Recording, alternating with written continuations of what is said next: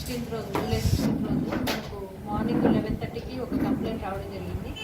ఆయన picket depot bus ఎంజీబీఎస్లో ఎక్కి కర్నూలు వెళ్తుండగా ఇక్కడ దిగి చూసుకోగా మనకు జడ్చర్ల బస్టాండ్లో చూసుకుంటే తనవి 36 లక్షలు పోయినాయి అనేసి మనకు కంప్లైంట్ ఇవ్వడం జరిగింది.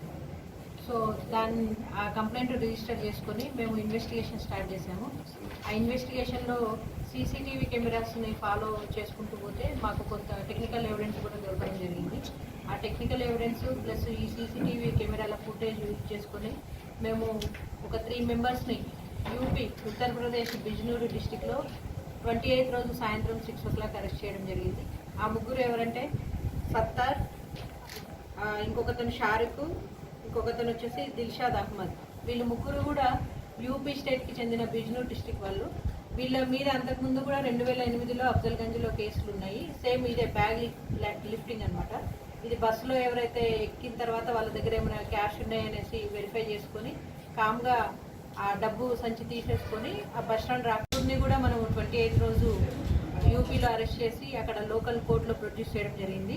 ఈ ముగ్గురులో మన దగ్గర ఇప్పుడు ఇద్దరు దిల్షాద్ అండ్ షారుఖ్ ఉన్నారు. ఈ సత్తార్ అనే అతనికి కొంచెం హెల్త్ ఇష్యూస్ ఉండడం వల్ల అతనికి నోటీసులు ఇవ్వడం జరిగింది. మనం ఈ ముగ్గురిని అరెస్ట్ చేసి టోటల్ క్యాష్ వచ్చేసి మనకు 36 lakhsలో వీళ్ళు కొంత వాడుకోగా 29,25,000 మనం రికవరీ చేయడం జరిగింది. మిగిలిన 75,000 వీళ్ళు ఇక్కడ షెల్టర్ తీసుకోవడం జరిగింది హైదరాబాద్లో పహాడీ షరీఫ్ ఏరియాలో. అక్కడ వాళ్ళకి తెలిసిన వాళ్ళకి ఒక 75,000 ఇచ్చి మళ్ళీ వస్తామని చెప్పి వెళ్ళడం జరిగింది. ఫర్దర్ కస్టడీకి తీసుకొని ఈ 75,000 కూడా మేము నెక్స్ట్ రికవరీ చేస్తామని చెప్పి 5,000 రికవరీ అయింది. ఇంకా 75,000 ఇంకా రికవరీ చేయాల్సి ఉంది. కస్టడీకి వేసిన తర్వాత మళ్ళీ మేము ఫర్దర్ రికవరీ చేస్తాం. ఇది యాక్చువల్గా మన దగ్గర సీసీటీవీ కెమెరాలు జడ్చర్లలో చాలా తక్కువ ఉన్నాయి.